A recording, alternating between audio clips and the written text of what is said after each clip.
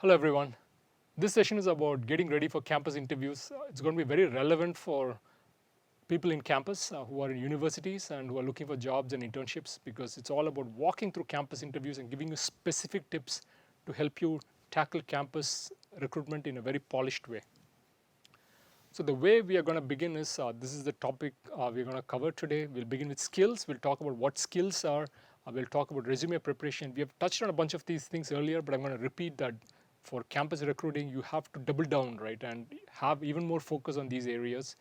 Make sure you choose your sector and company wisely.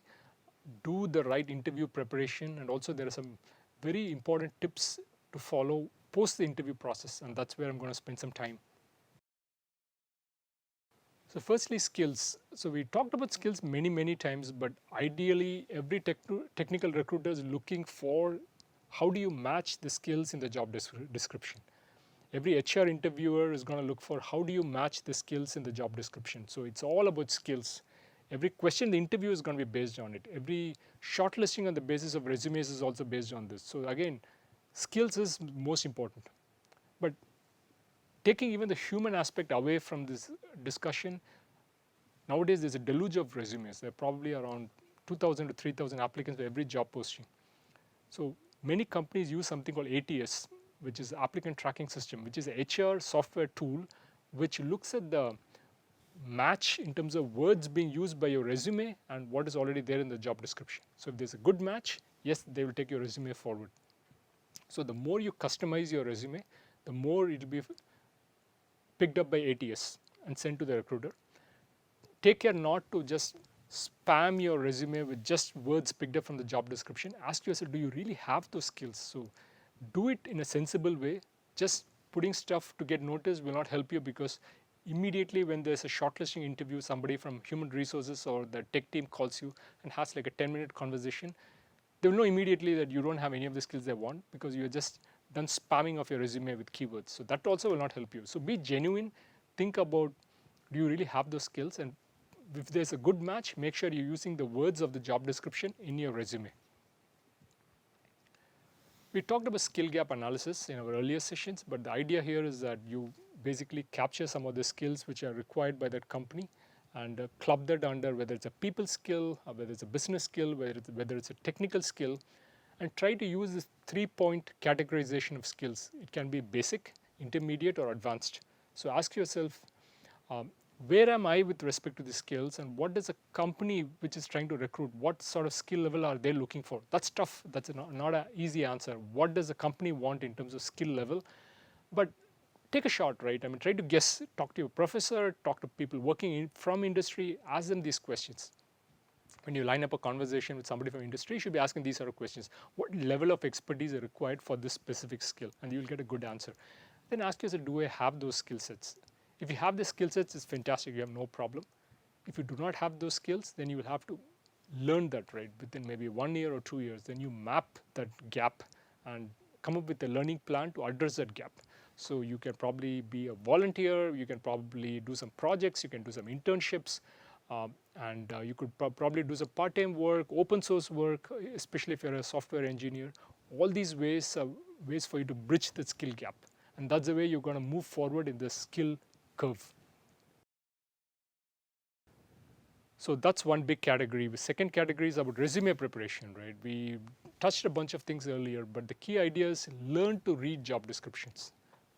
Job descriptions is not easy to read. First time if you're doing it, you're going to be very confused, but then quickly you'll get the hang of it if you're able to slot it under these 3 types of skills: people skills, business skills, and technical skills. So learn to read job descriptions, classify skills, and then use those skills to optimize your resume.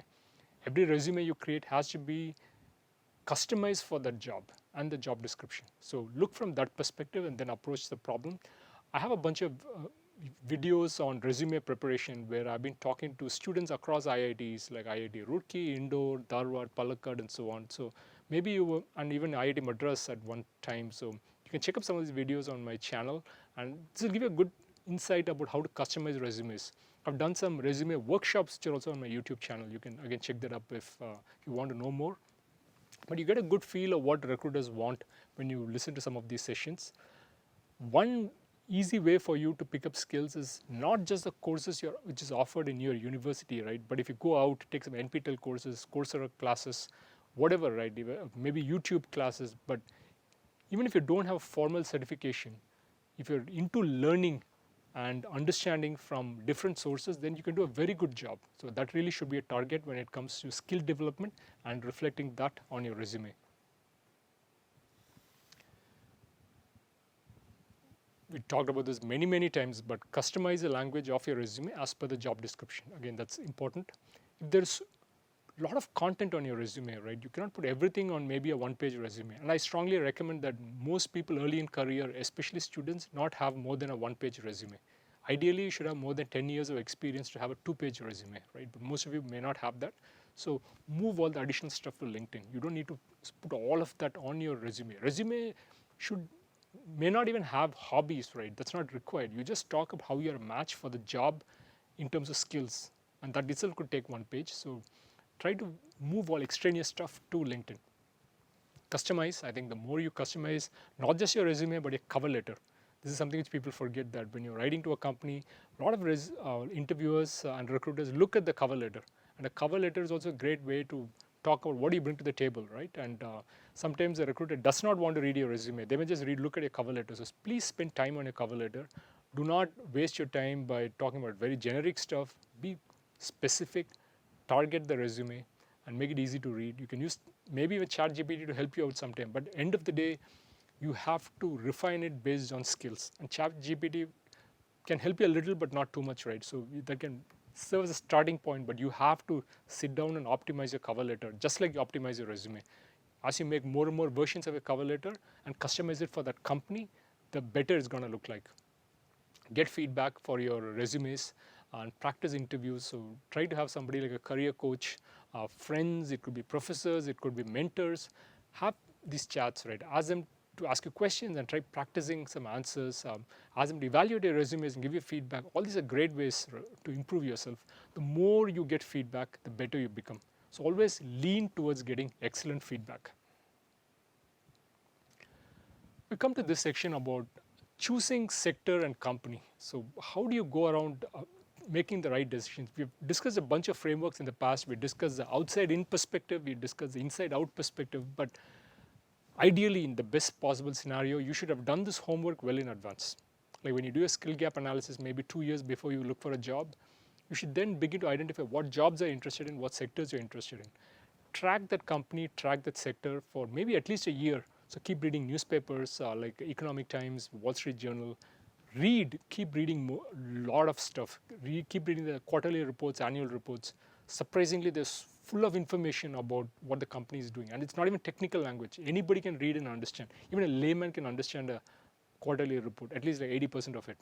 So quarterly reports is not about finance statements, it's not about balance sheets, income and profit statements, but it's also about giving you a feel of what the company's plans are for the next year, next 2 years, next 5 years, and so on. So it's a gold mine of information. So read the annual reports, track the big companies you're targeting, look at the competitors, look at the economic landscape, the big picture of where they work in, what's happening. So for example, if you're targeting a company in Europe, what's happening to the European economy? If you're targeting a company in US, is there something happening in the US economy? Those are things you got to learn by looking at the news and media out there. So keep reading, right? You will see trends.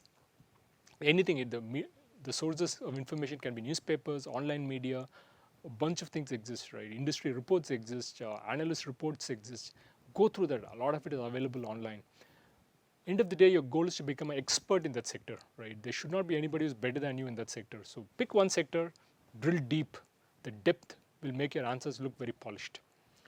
Again, I don't need to repeat that job descriptions and customizing resume is important, but on top of it, if you do all these other things about a top-down, bottom-up approach, your answers will look even better.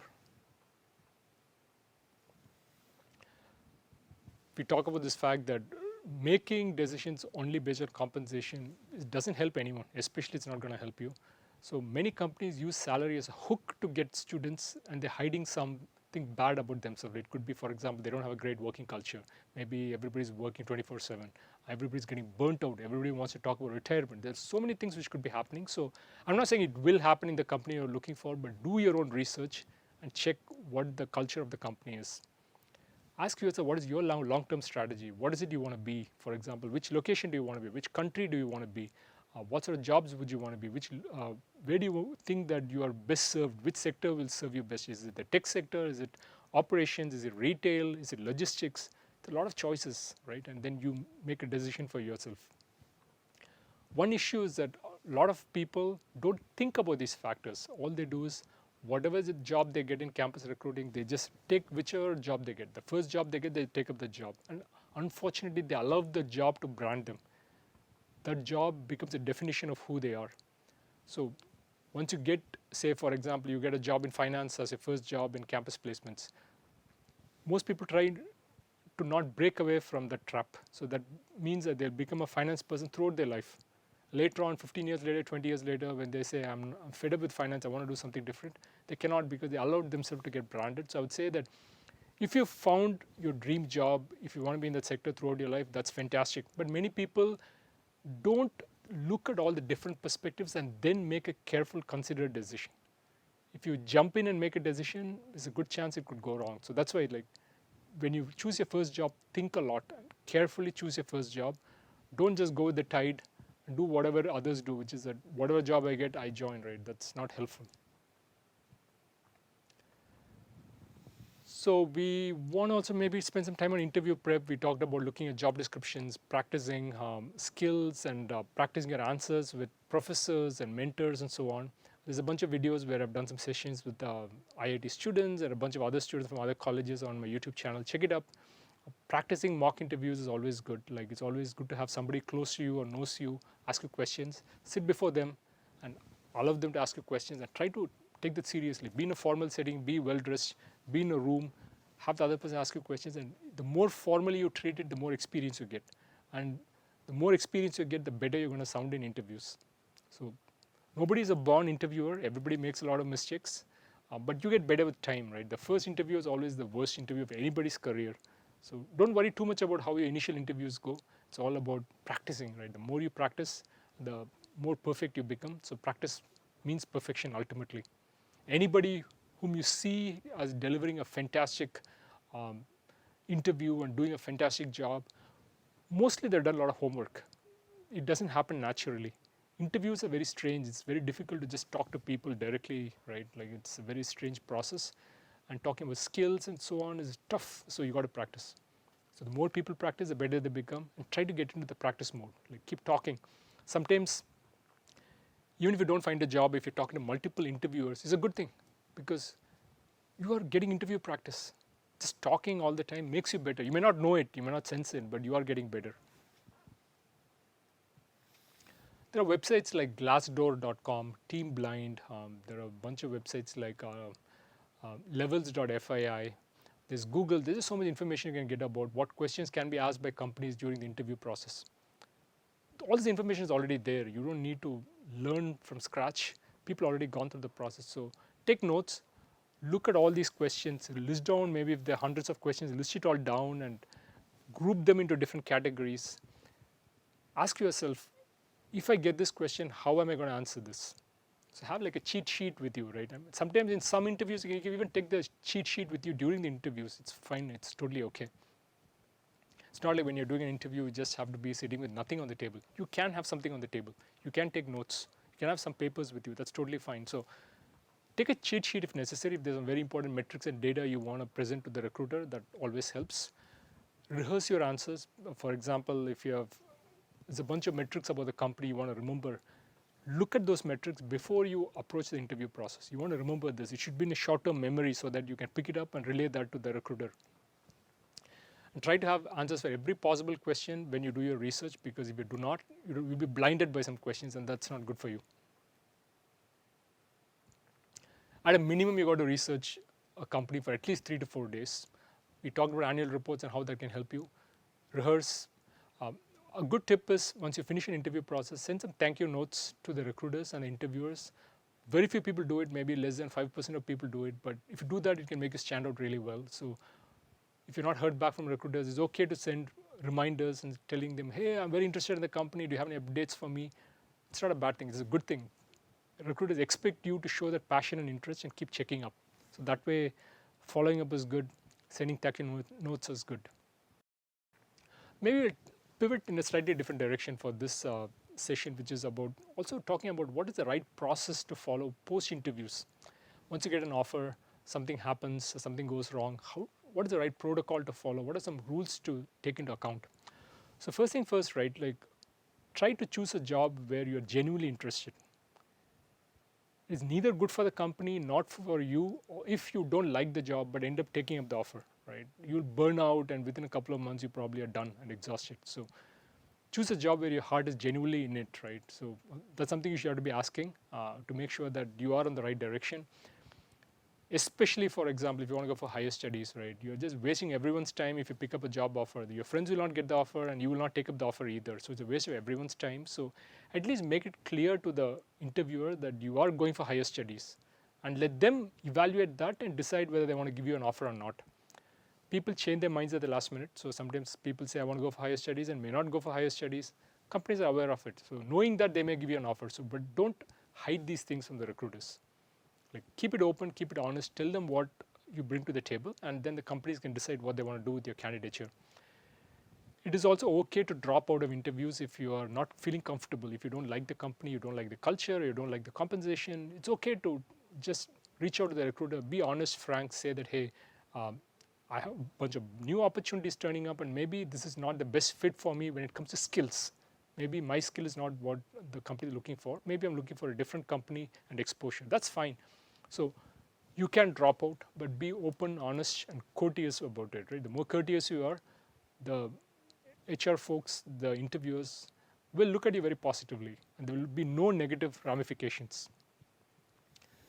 Declining offers is a very tricky topic. Nobody really talks about this, but what I recommend to everybody is, if you don't like an offer after you get it, please don't just send an email saying, hey, I don't want to join the company. That's a very, very bad way of managing the process. Be graceful, right? These situations will happen again and again in your life. You will join one company, you will move from one company to the other, and you have to be thoughtful about how you relay difficult news to stakeholders. You cannot just shoot them email saying, hey, I'm going to leave the company, I'm not going to come to work from tomorrow, right? That's a very bad way. So ideally, I would recommend that you at least send an email and say, hey, I want to have some time with you, I want to have a conversation. Talk to the recruiter, whoever has given you the offer letter, right? Have a conversation, very important. It means that then you're serious about keeping some relationship alive with the company. Be polite in these conversations, be very polite, be apologetic, be respectful. Please understand that the company has spent a lot of time on you, giving you an offer. So be respectful of the time, right? I mean, you never know, tomorrow maybe you'll have to go back to that company in some scenario. It's like there's a phrase saying that don't burn bridges. Tomorrow, if you are very bad, if you want to reach out to the company again, you don't want to burn all your bridges that you have nothing left to go back to the company. So you never know when things may come in useful. Plus, the other thing is that all these recruiters and people in technology, the engineers, software engineers, managers, they keep moving from company to company. So maybe today they're in company X, but tomorrow they'll be in company Y, right? And you may meet them in a different company later. So they will still remember you from maybe a previous bad experience. So you want to ensure that you leave on a graceful note, be polite, offer to the company when you're rejecting them that, hey, I love your company, but unfortunately I have some better opportunities come up, but I would love to maybe join you sometime later. So maybe a little bit of hope for the future means that you're interested in the company, and that's something which people really appreciate. That is trying to keep some relationship alive than completely breaking it. And again, as we talked about poisoning the well, right? Don't burn the bridges in such a way that you give such a nasty experience that the recruiter decides, hey, this person is so bad that I'm not going to come to this college or university ever again in my life. And that's not good for you or not good for the college you are representing. So be aware and thoughtful that you're not just representing yourself, you're also an ambassador for the institution you're from. If you're from a university or college, you also represent the university or college. So be thoughtful, right? Just be polite and graceful. Recruiters understand the circumstances change all the time. So even if they know it's a 100% match, something can always happen at the last minute, and they're very comfortable with it. So they've seen hundreds of people declining offers in the past. So it's not a surprise to them. They will not be uncomfortable. So have that conversation and just be polite and honest, and then you can definitely decline offers in a way where you don't burn the bridges. Okay, we talked about post interviews when you get an offer, but what if you don't get an offer at all, right? Where you're just facing lots and lots of failure. So how do you deal with those situations? So the one thing I would recommend is it doesn't matter whether you get one success, 100 success, 1,000 successes, because you can ultimately join only one company, right? You can only take a one offer. So target just one company. That's really what you need to be looking for. So decrease the pool of companies you target. Don't make it too big. Have a thick skin because you'll continuously face rejection. It's always going to be there.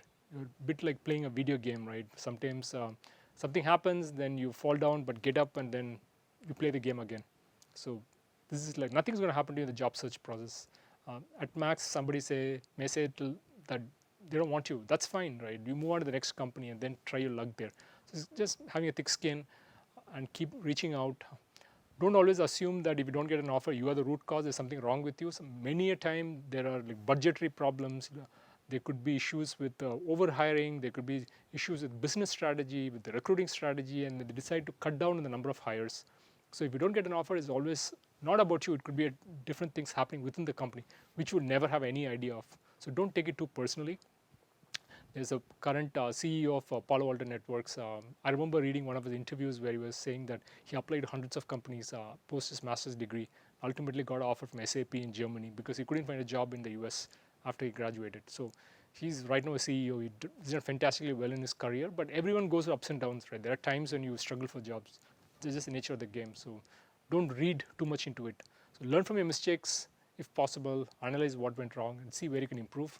It's not just about the job search process, but for life generally. Okay, folks, hopefully you learned something from this conversation, and cheers. Talk to you later.